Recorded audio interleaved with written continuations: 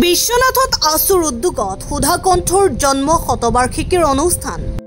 ৰাজ্যৰ বিভিন্ন প্ৰান্তৰ লগতে বিশ্বনাথতো সুধাকণ্ঠৰ জন্ম শতবাৰ্ষিকীৰ শুভক্ষণত এক অনুষ্ঠান অনুষ্ঠিত হৈছে। বিশ্বনাথ জিলা ছাত্ৰ সন্থাৰ উদ্যোগত শ্বহীদ ভৱনৰ প্ৰাংগণত এই অনুষ্ঠান। সুধাকণ্ঠৰ কালজয়ী গীত মানুহে মানুহৰ বাবে পৰিৱেশন কৰে উপস্থিত শতাধিক ৰাইজে। ইয়াৰ পিছতে বিভিন্ন জাতি জনগোষ্ঠীয় ভাষাত পৰিৱেশন কৰে মানুহে মানুহৰ বাবে। জ্যেষ্ঠ সাংবাদিক বসন্ত বৰাই উদ্বোধন কৰা এই অনুষ্ঠানত সুধাকণ্ঠৰ প্ৰতিচ্ছবিত বন্তি প্ৰজ্বলন আৰু পুষ্পাঞ্জলি অৰ্পণ কৰা হয়। আজি সদৌ বিশ্বনাথ জিলা ছাত্ৰ সন্থাই জিলা সদৰত শ্বহীদ ভৱনত আজি আমাৰ এই কাৰ্যসূচী ৰূপায়ণ কৰিছোঁ।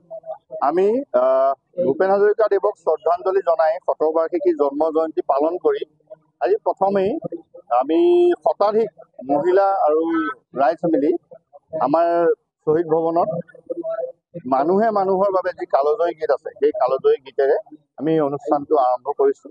আৰু তাৰ লগে লগে বিশ্বনাথৰ বিভিন্ন প্ৰান্তৰ পৰা জাতি জনগোষ্ঠীয় যিসকল আমাৰ জনগোষ্ঠীয় লোক আছে তেখেতসকলৰ দ্বাৰা ইয়াত মানুহে মানুহৰ বাবে গীতটি আমি বিভিন্ন ভাষাত আমি পৰিৱেশন কৰাৰ ব্যৱস্থা কৰিছোঁ।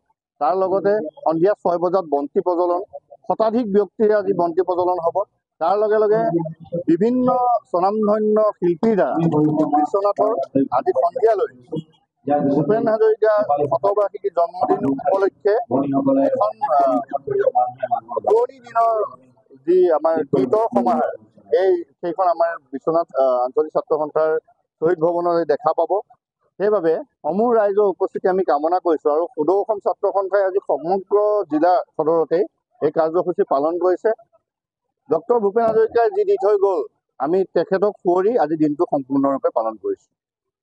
বিশ্বনাথৰ পৰা সুৰঞ্জন গগৈৰ ৰিপৰ্ট, গ্লোবেল এনি 24x7।